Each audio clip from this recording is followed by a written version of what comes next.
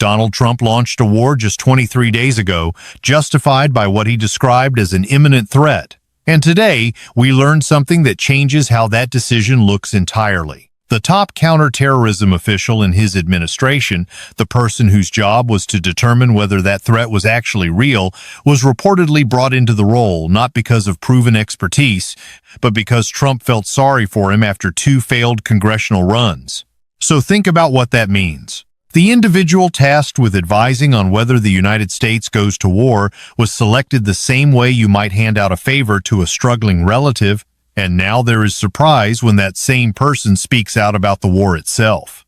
This morning, standing on the tarmac at Palm Beach International Airport, Trump held a wide-open, anything-goes press conference before boarding Air Force One, jumping from Iran nuclear negotiations to ICE operations at airports to a government shutdown, the Strait of Hormuz, regime change, Venezuelan oil, and even a strange tangent about the paperclip, all in one continuous stream.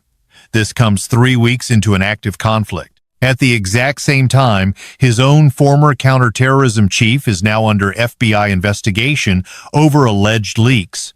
Iran is publicly denying that any of the negotiations he described ever took place, and more than 300 TSA agents have walked off the job without pay as airport systems begin to strain under the pressure. Watch this closely, because what you are about to see raises serious questions, and I will break it all down at the end. Today that, Let me just move over. Can we move over? Let's get out of this. move back. Move back. Move back.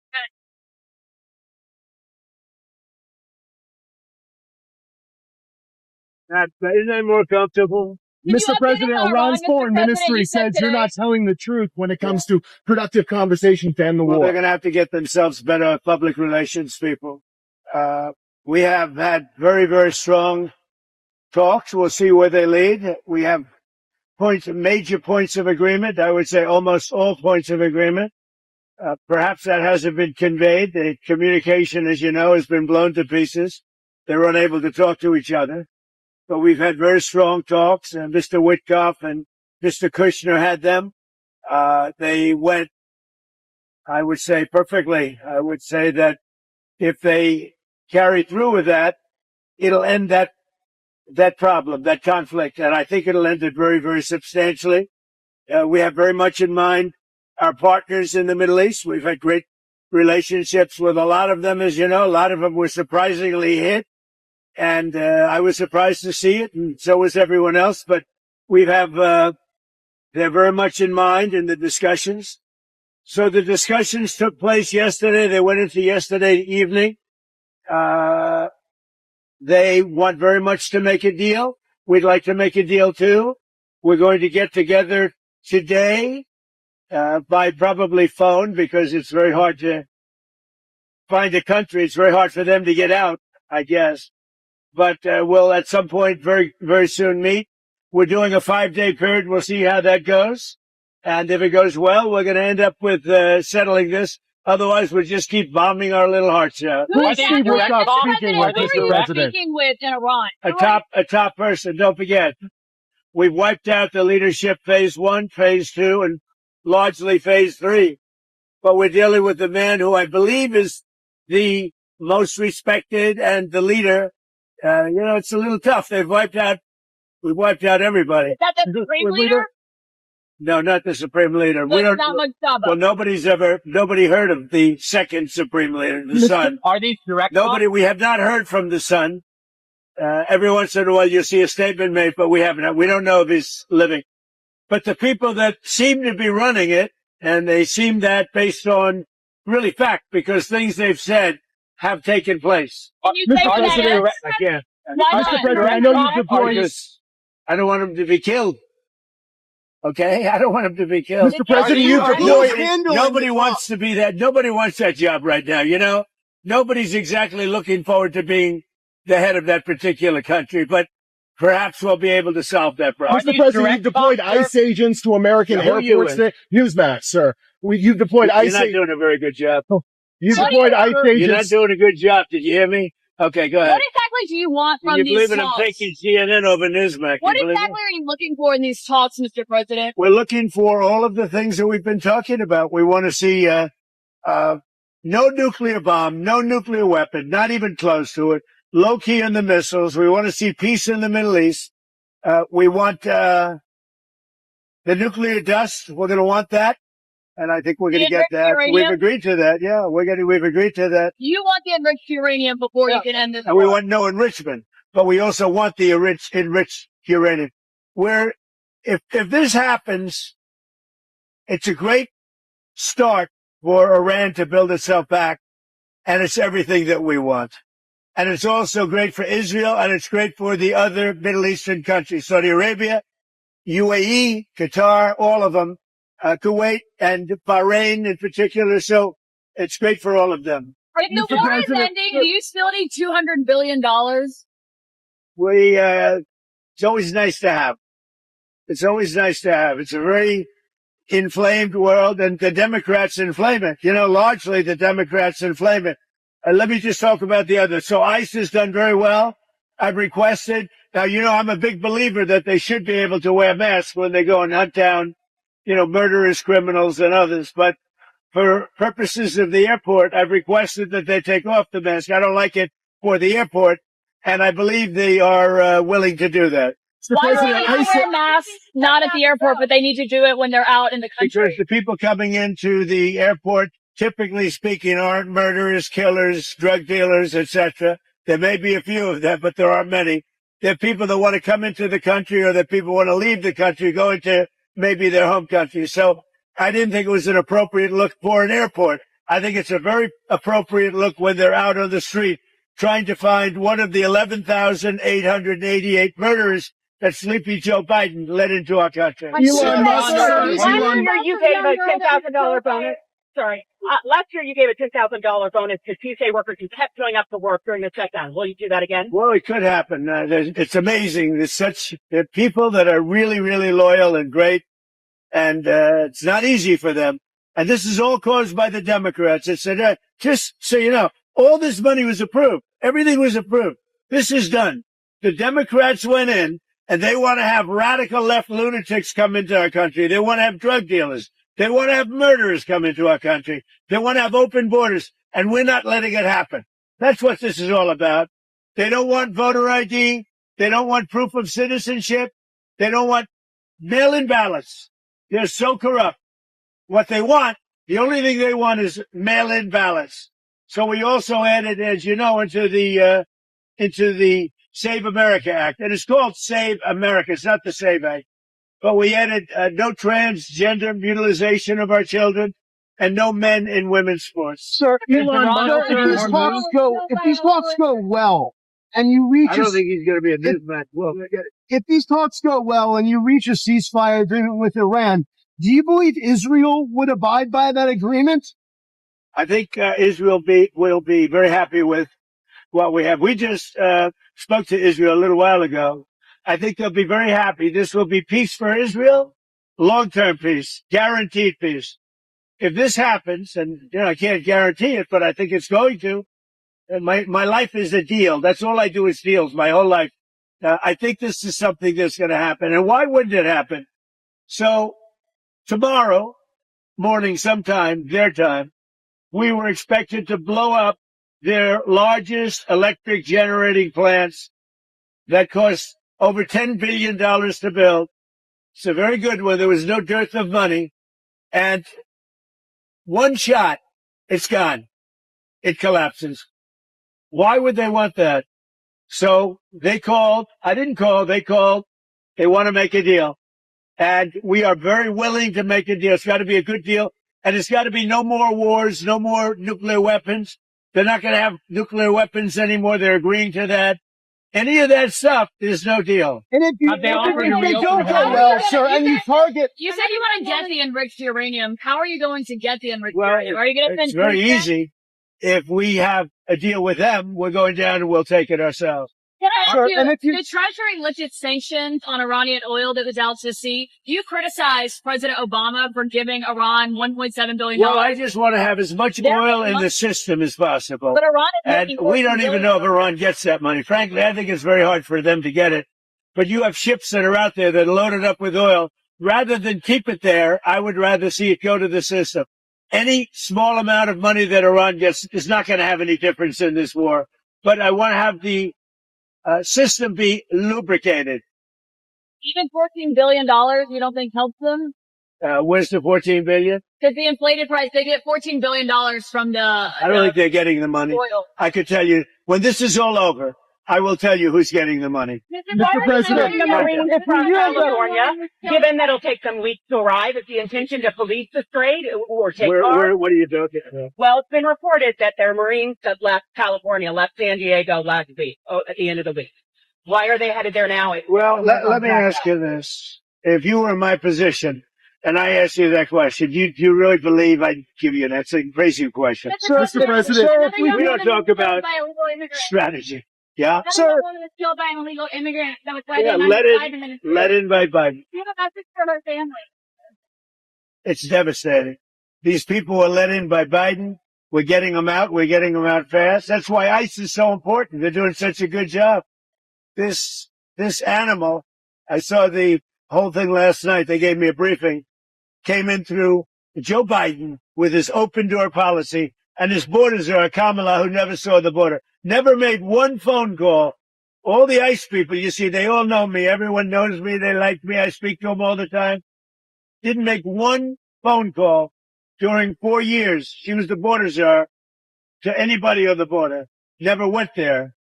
This person came in through the open door policy of Joe Biden.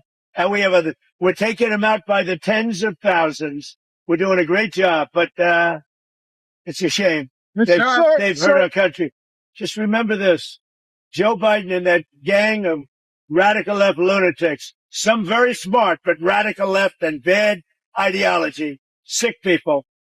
These people have hurt our country very badly. So Are we if we directly talking with do Iran? end up hitting those Iranian power plants, how is that different from what Russia has been doing in Ukraine by hitting Ukrainian power plants? Well, I think it's a lot different. And if you look at the nuclear weapons that they wanted to have, that they wanted to possess, a lot of things are different. I'm not a fan of what Russia's doing either, just so you understand. All right. But it's a lot different. You're talking about a country that has been evil for 47 years. They've been horrible. Death all over the world, not just us. Look at the way they attacked unexpectedly all of those countries surrounding it. It was not supposed to be. Nobody was even thinking about it. But they wanted to take over the Middle East and they wanted to knock out Israel permanently. And if they had a nuclear weapon, they would have been able to do that. You wouldn't consider that the war Iran, crime? Mr. President? What? Do you know whether Joe Kent was leaking? Look, I'm not a fan of the guy. If you look at, and you never cover this, if you look at his truths or whatever he went on, if it's X or truth, if you look at his truths or his statements, he was all for everything. All of a sudden, he wasn't. He was a man that I met at Dover. He came and his wife was killed. He remarried fairly quickly. His wife was killed, and I felt badly for him. He ran for Congress, he lost. He ran for Congress again and he lost. I said, he's a guy, nice guy, seemed like a very nice guy. I bet him he was pretty heartbroken, But I said, it's a shame. He ran for Congress twice. Call him up, give him a job in the White House. Smart. They gave him a job in the White House, and this is what he does to me. Being a nice guy doesn't pay off too much. Mr. President, Think of it. He loses twice in Congress, ran not very good campaigns, should have won, but he loses twice. How do I get him? I have my people call him, because I didn't deal with him for the most part. I saw him a couple of times, but I never dealt with him at all. I had no idea his ideology was left or right, whatever it is. I can say this. He said very strongly that Iran is not a threat. Iran's been a threat for 47 years, and there's not a country in the world that doesn't agree with me on that. So I take this guy, Joe Kent, who lost twice for Congress, pretty badly, and tough, and it was devastated. And I know that he lost his wife. So instead of letting him live out his life, I brilliantly have my people call him and offer him a job in security, essentially, in the White House. And what does he do? He goes out and he says that Iran is not a threat to get publicity. Now, he probably signed up with CNN or maybe signed up with your division of Newsmax. I don't know, but probably signed up with CNN or somebody. But if you look at his tweets, X's or truths, whatever he uses, I don't know because I don't follow him. What he said is 100% he agrees with me. All of a sudden he leaves. I never knew he had a problem. Now I hear they're looking at him for leaking. That's possible. But just so you understand, just to put it to rest, he lost twice badly. He also lost his wife. He's remarried since. He lost his wife. I felt badly for him. So I told my people, reach out to him, give him a job at the White House. This is the thanks I get. Any other questions? Overall crime in Memphis, Iran sir. was not an imminent threat, but that's what the intelligence showed. I think it was an imminent threat. I think that Iran, if we didn't bomb them with the B-2 bombers, now that set them back. But if we didn't hit them with the B-2 bombers, they would have had a nuclear weapon within 2 weeks to a month. And if they had a nuclear weapon, they would have used it as soon as they got it. If you obliterated their nuclear sites last summer with your strikes, then how can you argue it's an imminent threat now? Oh, we hit them so hard, we obliterated them. But that doesn't mean with the right equipment, you can't dig down and go get it. We don't want that, and we won't have that. But we obliterated that site. They still haven't been able to get it. That was a complete success. But if it wasn't, they would have had, if we didn't hit them, if we didn't use the B-2 bombers, which are unbelievable. We just ordered 22 more of them. Modern version, by the way, super modern version. If we didn't hit them with the B-2 bombers, they would have had within 2 weeks of that attack. That's why we hit them, because we knew they would have had a nuclear weapon. They would have used it on Israel and the entire Middle East. Overall crime in Memphis is down 43% since you began this task force. Is this a template you think is Well, working? what I'm doing today, really, this was a little bit before, set up a couple of weeks ago. This was before we had this situation with Iran take place last night. And by the way, they're just not communicating. When they say, I'm sure they don't mean that. When somebody says, oh, I didn't know you were talking, we were talking last night, and I'm sure they have a lack of communication, which is appropriate considering we blew up, in addition to their Navy, Air Force, every division, their radar. We also blew up all of their anti-aircraft and communication. So they have no telecommunications. So there is a lack of, I would imagine, a lack of coordination. Reliable. If you're worried about the miscommunication, Well, we think all we can do is think, look, we have numerous leader groups. They've all been killed. Very dangerous position. Khomeini was killed. Khomeini's son is unavailable. Nobody knows what happened to him. I could say they haven't seen him there either. Something is going on with him, but regardless, I don't consider him really the leader. But they do have some leaders left, because we blew up group number 1, group number 2, a lot of group number 3. But we think we have people that are very representative of the country and will do a good job in representing. Elon Musk has offered to pay TSA workers during this DHS shutdown. Is this something that you've been speaking to him about? Yeah, I'd love it. I think it's great. Let him do that. And I want to thank ICE because they stepped in so strongly. They'll do great. And if that's not enough, I'll bring in the National Guard. We're not going to have the Democrats destroy our country. These people are the most destructive, sick people, the Democrats. And they're fighting for this. They're fighting for men and women's sports. They're fighting for transgender for everybody. Everybody go out, get your kid a nice operation, and change the sex of your kid. They're fighting for, think of it. They don't want you to do voter ID. You walk into a booth in California. If a person who's doing voting, an official, asks you for identification, they're subject to being arrested. What's wrong with this country? So we're fighting it hard. And I think they should, because the Democrats are being blamed for the shutdown, and it's their fault, and they're getting killed. That's why When I announced yesterday about ICE, the Democrats called, we want to settle. We want to settle. And I told the people, don't settle. Don't settle. Because we have something bigger. Only settle if you get the Save America Act, voter ID, and so important, proof of citizenship, etc. Thank you very much. Whose idea was Thank that? you very When much. I said the airport. We're dealing really Whose idea was it? mine. That was mine. Can I ask you? That was like the paperclip. You know the story of the paperclip? 182 years ago, a man discovered the paperclip. It was so simple. And everybody that looked at it say, why didn't I think of that? ICE was my idea. First person I called was Tom Homan. I said, what do you think? He said, I think it's great. Then I saw today there was some masks on. I didn't think the masks were appropriate. I put out a statement and I asked them, would it be possible to take off the mask? Because they should wear a mask when they're dealing with the murderers and the thugs let into our country. Will we see? You said there's many points of agreement with Iran right now. Many. What can you give us a Many, of those? like 15 points. 15 that points. Iran has said yes. Well, they're not going to have a nuclear weapon. That's number one. That's number 1, 2, and 3. They will never have a nuclear They weapon. said yes to that. They've agreed to that. Will we see arrests, Are you illegal direct? migrant arrests at airports, sir? Arrests? Will we see ICE arresting illegal migrants at airports? Yeah, that's, Are we talking that's about why the Democrats are going crazy. Because they've allowed, by what they did, and hold up, we put ICE, who are a very high level, I mean, they really are a high level group of people.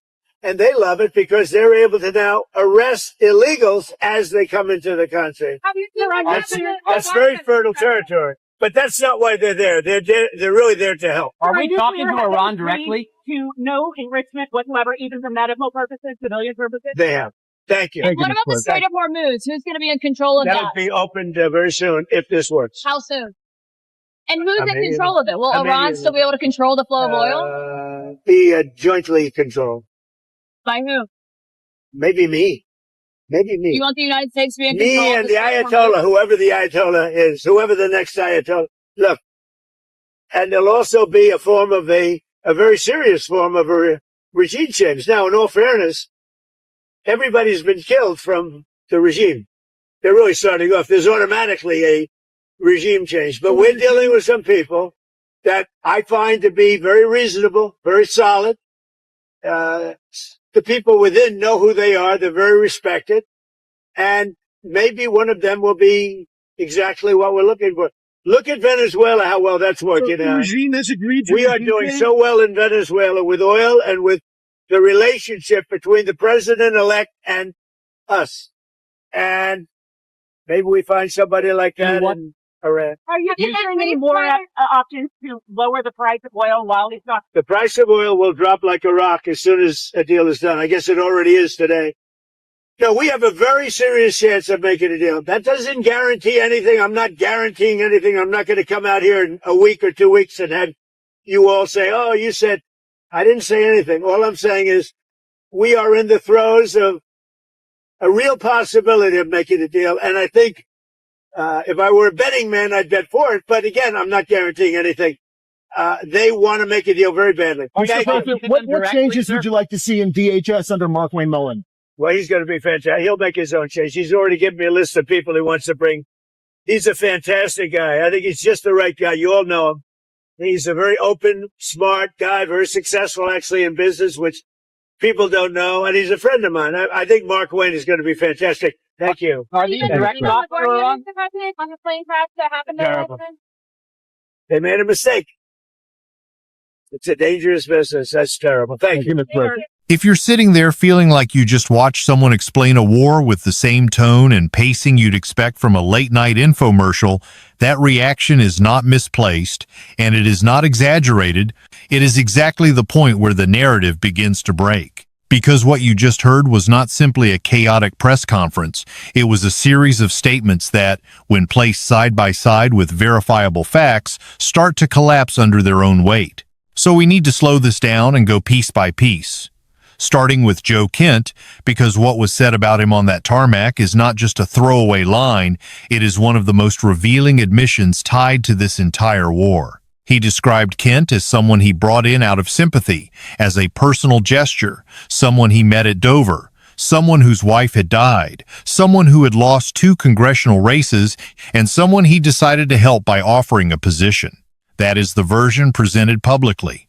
But here is what is missing from that version, and this is critical. The position in question was director of the National Counterterrorism Center, a role that is not symbolic, not ceremonial, and not optional. That is the individual responsible for assessing threats, advising the president, and informing decisions at the highest level, including whether a nation is facing an imminent danger that justifies military action. That is not a favor. That is one of the most sensitive roles in the entire national security structure. And that brings us to the next step in the chain. What did that same individual say when he stepped down? In his own words, he stated that he could not support the ongoing war in Iran in good conscience, that Iran did not pose an imminent threat, and that the decision to go to war was influenced by external pressure, including from Israel and its political allies. That statement alone directly contradicts the central justification that was used to initiate the conflict. But it goes further, because he also compared the situation to the lead-up to the Iraq War, suggesting a familiar pattern in how intelligence is framed and presented. And now, he is under FBI investigation for allegedly leaking classified information. And the timing matters here, because that investigation began before his resignation became public, which suggests that the response was already in motion before he made his position known. That is not a reaction. That is preemptive containment. And this is where the story expands beyond one individual, because Kent's statement does not stand alone. It aligns with what Pentagon briefers had already communicated privately to congressional staff, which is that Iran was not preparing to launch an attack unless it was struck first, a position that directly conflicts with the claim of an immediate and unavoidable threat. And when intelligence officials testified before Congress under oath during that same week, the Director of National Intelligence declined to label the threat as imminent based on her own assessment, instead carefully stating that the final determination was the President's responsibility. That is not confirmation. That is distance. Even the Defense Intelligence Agency report released in 2025, publicly available and not disputed, states that Iran could potentially develop the capability to deploy intercontinental ballistic missiles by the year 2035, and only if it made the decision to pursue that path. That is not a timeline measured in days or weeks. That is a projection measured in years. Not imminent, not immediate, 2035.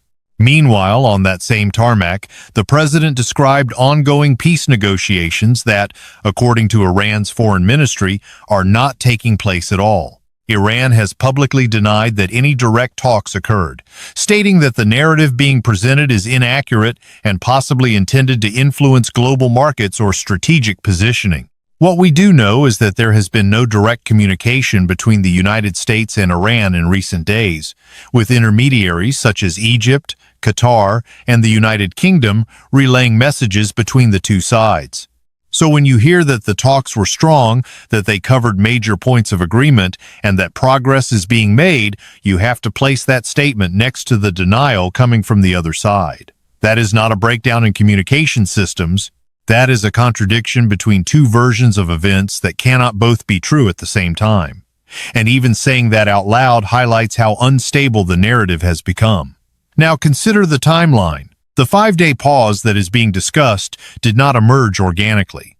It followed a 48-hour ultimatum demanding that Iran reopen the Strait of Hormuz or face the destruction of critical infrastructure, including power facilities.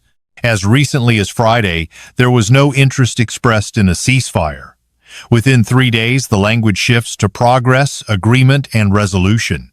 At the same time, the Strait of Hormuz, which carries roughly 20% of the world's oil and natural gas supply, remains closed, and the stated plan for its future control, given publicly, is described as a joint arrangement involving the United States and the Ayatollah without even confirming which leadership figure that refers to. And this is where the impact moves from abstract policy into real-world consequences. If you traveled this week, you have already experienced it. More than 300 TSA officers have resigned since the partial shutdown of the Department of Homeland Security began. The number of workers calling out or failing to report has increased to 3 times the normal rate. At LaGuardia Airport in New York, passengers have reported waiting up to 3 hours. In Philadelphia, 3 security checkpoints were shut down entirely due to staffing shortages. TSA personnel have missed full paychecks, and airports are advising travelers to arrive hours earlier than usual. The shutdown began on February 14th. It is now day 37. That is equivalent to a workforce continuing operations without compensation for over 5 weeks, while demand remains constant or increases. And the response announced was to deploy ICE agents into airport roles, despite the fact that they are not trained in aviation security procedures. The union representing TSA workers described this as a dangerous substitution, not a solution, emphasizing that placing personnel without the appropriate training at critical checkpoints does not close the gap, it introduces new vulnerabilities. This is not a logistical fix. It is a visible signal placed in high-traffic environments where delays and disruptions are unavoidable, and where the public has time to observe and interpret what is happening. Now step back and look at the broader institutional picture. 23 days into an active war, the primary counterterrorism advisor, a decorated Green Beret with 11 combat deployments, resigns, stating that the justification for the war is not supported. The response is an investigation and a public characterization of that individual as someone who did not earn the position. That is not how systems behave when they are confident in their internal consistency. That is how systems respond when internal disagreement becomes external risk. And this is where the second layer becomes unavoidable, because this is no longer just about whether one official was qualified or whether one statement was accurate. This is about the structure that allowed that situation to exist in the first place. When the process that is supposed to filter intelligence becomes influenced by personal decisions, when the role designed to challenge assumptions is filled without regard to its function, the outcome is not just a flawed decision, it is a system that cannot reliably distinguish between analysis and narrative. And that distinction matters, because once the system begins to prioritize narrative, contradictions are no longer resolved, they are managed. Investigations begin before statements are made. Messaging shifts faster than conditions on the ground. And multiple versions of reality are presented simultaneously, each targeting a different audience. We have seen this pattern before. In 2003, questions raised about the evidence used to justify the Iraq War were met not with clarification, but with efforts to discredit the source. The method is familiar, the sequence is familiar, and the response to dissent follows a recognizable structure. International observers have already begun to respond. Oman's foreign minister, who was directly involved in mediating pre-war negotiations, stated publicly that progress had been made before the conflict began and suggested that the war altered the trajectory of those discussions. According to documentation from the Arms Control Association, negotiations in Geneva less than 48 hours before the strikes were described as making substantial progress, with a follow-up meeting scheduled for March 2nd.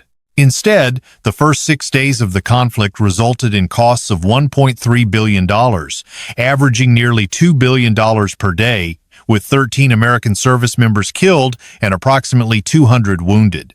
And the individual responsible for advising on whether this was necessary is now under investigation for stating that it was not. Daryl Kimball, executive director of the Arms Control Association, stated clearly that prior to the strikes, Iran did not have the capability to rapidly produce a nuclear weapon, that even in a hypothetical scenario, the process would take many months, and that existing infrastructure had already been degraded.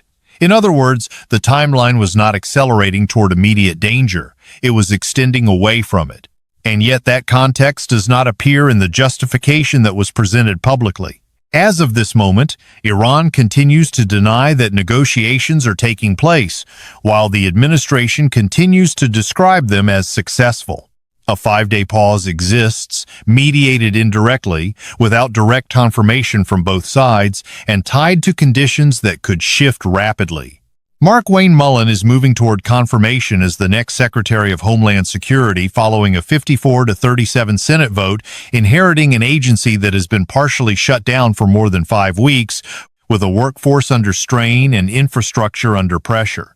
And Joe Kent, the official whose role was to assess the threat, remains at the center of an investigation, publicly reframed after the fact. But again, this is not just about Joe Kent. This is about a system that initiated a war, cannot present a consistent explanation for that decision, has intelligence officials unwilling to affirm the justification under oath, and is now operating within multiple overlapping narratives, none of which fully align. The analogy presented earlier about assigning responsibility without structure is not just rhetorical. It reflects a deeper issue about how decisions are made when the mechanisms designed to test them are weakened. The expectation was that this conflict would be resolved quickly. 23 days later, the lead advisor has resigned, airports are operating under strain, substitute personnel are filling specialized roles, and the strategy for one of the most critical global transit points is described without clear definition. This is not a single contradiction. It is a pattern of contradictions that, when viewed together, raise a larger question about whether the system producing them is functioning as intended. And this is where the analysis has to land, because beyond the headlines, beyond the personalities, beyond the back-and-forth statements, what you are really looking at is a stress test of how decisions are made at the highest level of power. When a system begins with a claim, moves forward without alignment from its own intelligence, and then responds to internal contradiction by isolating or discrediting the source, it stops being a process built on verification and starts becoming one driven by preservation. The most important question here is not whether one statement was inaccurate or whether one official stepped out of line. The real question is what happens when the structure designed to prevent unnecessary conflict no longer functions as a safeguard. Because once that layer is weakened, the consequences do not stay contained within policy circles, they move outward into real lives, real institutions, and real global stability. That is why moments like this matter, not just as political events, but as indicators of how systems evolve under pressure. If there is one takeaway, it is this. The strength of a decision is not measured by how confidently it is delivered, but by how consistently it holds up when tested against evidence. If you found this breakdown valuable and you want more forensic analysis like this, take a second to like the video and subscribe to the channel. It really helps more than you think. Thanks for watching, and I will see you in the next one.